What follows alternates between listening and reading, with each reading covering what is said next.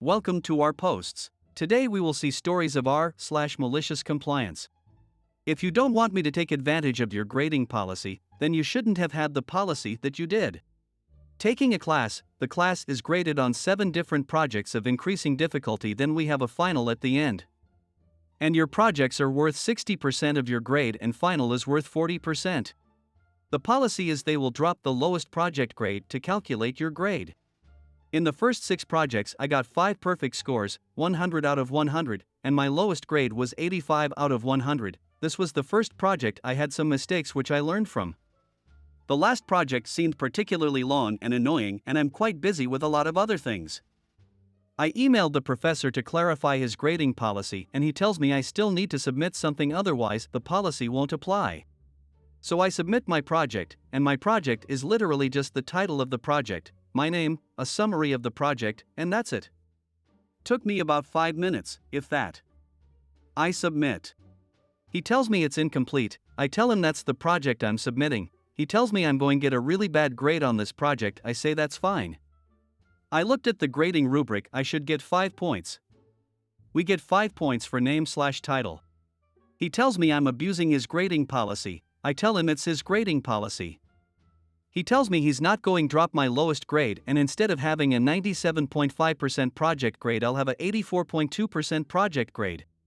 I go to his department chair, I CC him, I highlight the part in the syllabus where it clearly states lowest project grade will be dropped.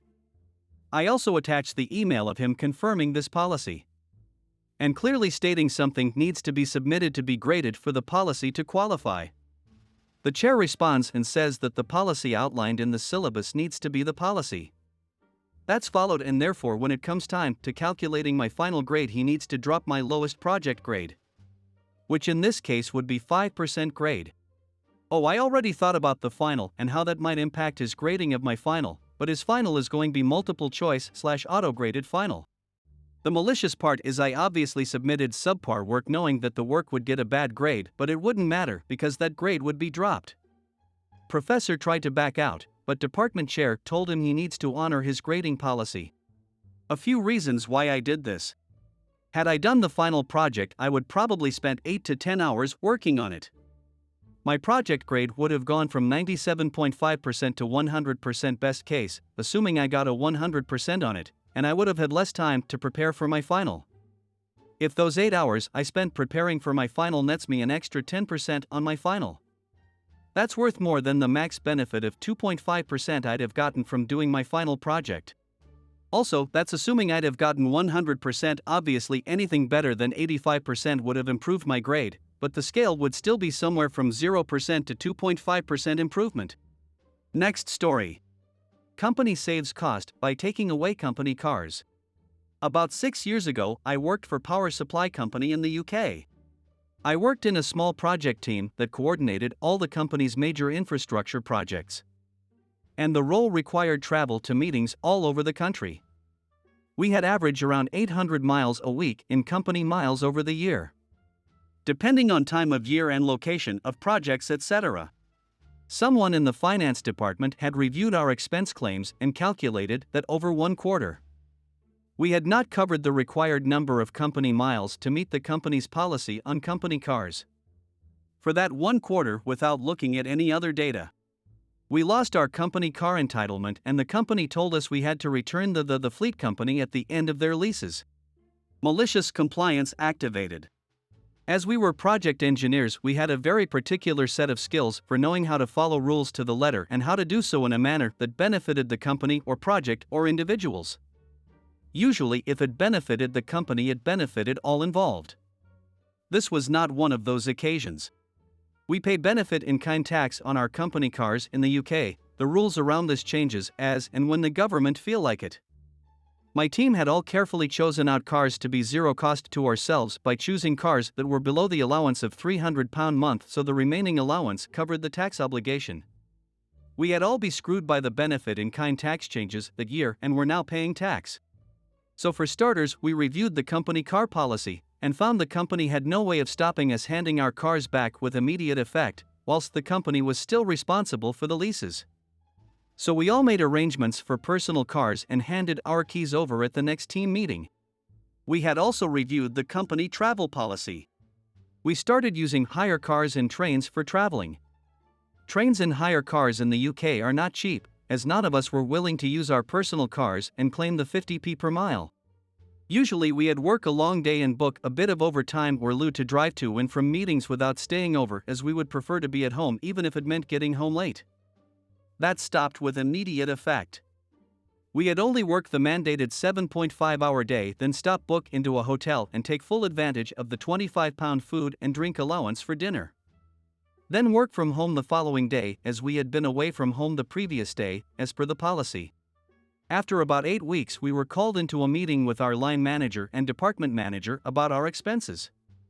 Our expenses for the first month after the cars had been returned were more than they were for the previous 12 months combined.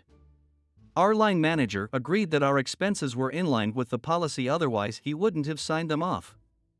The department manager told us we were getting company cars back and he expected the expenses to return to previous levels. We declined the offer of company cars and let management know we'd be adhering to the travel policy to the letter. Next story. Oh, so you quit.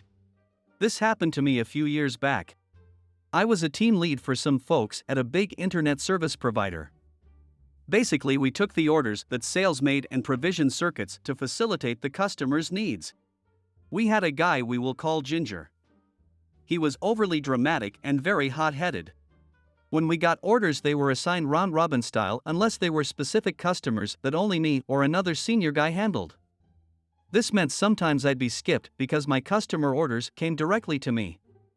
Ginger was after me in the assignment order and he would get mad if he got 2 in a row. Each order took 2 or 3 minutes to process, so getting an extra was no big deal. Ginger was in a special mood one day and I got like 15 orders from my assigned customers. This meant Ginger kept getting orders and the perception was I didn't get any. So he gets order number 3 and says, "That's it, I'm out of here," and leaves. The manager was less than thrilled but was out on vacation the next day and says, "Let me know if he comes back tomorrow." Tomorrow, Ginger is back and in a worse mood. I walk over to him and tell him the boss is out and I'm filling in. I've got a bunch of new orders, so he's getting everything new that comes in. He tells me if he gets too many he will quit. I say, "Acknowledged." It happens 5 orders or so later, "That's it, I quit." And he storms out. I call the boss and tell him. He says, "I'm on vacation, take care of it." Yes, boss. I contact HR, tell them he quit without notice and walked out. In a few minutes his badge, access, email, etc. are all turned off. The next day he's arguing with security about his badge not working. I walk up, "Hey Ginger, I didn't expect to see you here. My effing badge doesn't work." "Yeah, that happens when you quit and walk out. You aren't an employee here anymore." Nod to security guy as I badge in and get on the elevator. I wonder what happened to Ginger sometimes. Next story. Corporate said so. I used to sling pizza and I had this one couple who would regularly come in and order a specialty pizza, think meat lovers, but with 3x the amount of toppings. Like extra everything, plus they would add extra of other toppings that weren't originally on that pizza, like olives and onions. So of course this meant that it never cooked thoroughly, even after sending it through the oven twice plus. Every single time they would complain about the pizza being burnt on the edges and not cooked enough. And it took too long, and they also wanted more of the toppings. I tried repeatedly to explain to them that every extra topping you add makes the portion size of all the toppings go down. I don't even understand why we were allowed to add so many toppings on at the register. Anyways, about the 5th or 6th time I replaced the pizza for them, because they kept complaining to corporate and received credit. The man came in again and said they spoke to corporate and corporate wants me to make the pizza the way they want it. I knew that isn't true, there really wasn't a corporate customers could call. Just a call center, and those people did not care, but I decided I'd do exactly what they asked. But made sure to explain to them that if I made it their way and it didn't turn out well, they wouldn't be getting any more remakes. I took the order and made it as they were expecting, kind of. I put full portions of each topping on that monster. To say that pizza was AF mountain is an understatement. It didn't even fit in the oven. I had to take toppings off, lol. I did feel a little bad at this point, knowing full well they paid, with the store credit, over $40 for this one pizza, and there was no way it would ever properly cook. So I did give it 2 runs through the oven, but that still didn't help. It was pan-to-pan toppings, so getting out of the pan sucked, and I just put and cut it right in the box so the toppings wouldn't fall everywhere. After I cut it, the slices disappeared under the toppings and you couldn't even see crust, so it just looks like a giant pile of trash toppings dumped in a box. I couldn't even close it, lol. I brought it to the customer and he started to lose it on me, saying it took too long and it looked like a mess and he wanted another credit. I pulled out his receipt and asked which part wasn't up to par. He said it didn't look cooked, and I reminded him how I warned him of that with this amount of toppings, and I would have cooked it longer if he hadn't been complaining about time. I also showed him the at-home cooking time and temps on the box. I showed him the crust underneath and went through all the toppings and extras. Everything was accounted for as he asked for it, so I told him I'd let management and corporate know that it was made to his liking. Never saw them again. I hope you guys like this video. If you did, make sure like, comment, share and subscribe the channel or posts.